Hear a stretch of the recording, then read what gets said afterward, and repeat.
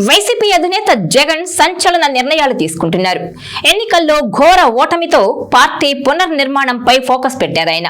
ఇందులో భాగంగానే పార్టీ నిర్మాణంలో సలహాదారుడిగా ఆళ్ల మోహన్ సాయిదత్తును నియమించారు. ఇవాల్టి మన టాపిక్ కూడా అదే, జగన్ సలహాదారుగా మోహన్ సాయిదత్. అయితే జగన్ ఈ నిర్ణయం వెనుక పెద్ద ప్లానే ఉన్నట్టు తెలుస్తోంది. ఇటీవల ఎన్నికల్లో ఓటమి దెబ్బకు వైసీపీ పునాదులు కదిలిపోతున్నాయి. పలువురు కీలక నేతలు కూడా రామ్ రామ్ చెప్పేస్తున్నారు. మాజీ మంత్రులు, మాజీ ఎమ్మెల్యేలు, జిల్లా పార్టీ అధ్యక్షులు, చివరకు రాజ్యసభ సభ్యులు కూడా వైసీపీని వీడి వెళ్తున్నారు. అవసరమైతే తమ పదవులకు కూడా రాజీనామాలు చేసేస్తున్నారు. మళ్లీ మనమే అధికారంలోకి వస్తాం, పార్టీని వేడొద్దంటూ బుజ్జగిస్తున్నా ఫలితం ఉండడం లేదు.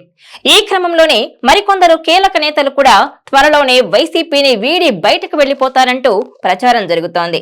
ఈ నేపథ్యంలోనే ఎవరూ ఊహించని విధంగా బలహీనపడుతున్న వైసీపీని బలోపేతం చేసేందుకు పార్టీ నిర్మాణ సలహాదారుగా ఆళ్ల మోహన్ సాయిదత్తును నియమించారు జగన్. అయితే గత కొద్ది రోజులుగా వైసీపీ కోసం రాజకీయ వ్యూహకర్తను నియమించుకోవాలనే ఆలోచనతో జగన్ ఉన్నారని ప్రచారం అయితే జరిగింది. కర్ణాటక, తెలంగాణలో కాంగ్రెస్ కు వ్యూహకర్తగా వ్యవహరించిన సునీల్ కనుగోలు టీంకు చెందిన వ్యక్తులతో సంప్రదింపులు జరిపేందుకు ప్రయత్నిస్తున్నారని వాదనలు వినిపించాయి. వీటిపై చర్చ అలా జరుగుతుండగానే పార్టీ నిర్మాణం కోసం ఆళ్ల మోహన్ సాయిదత్తును జగన్ నియమించారు.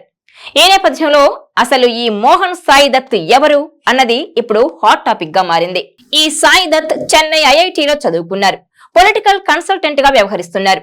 ఇక ఇటీవల జరిగిన తెలంగాణ పార్లమెంట్ ఎన్నికల్లో బీజేపీ కోసం సాయిదత్ టీం పనిచేసింది.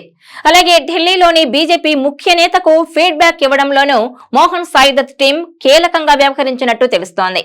మంగళగిరిలో నారా లోకేష్ కోసం కూడా సాయిదత్ టీం పనిచేసినట్టు సమాచారం.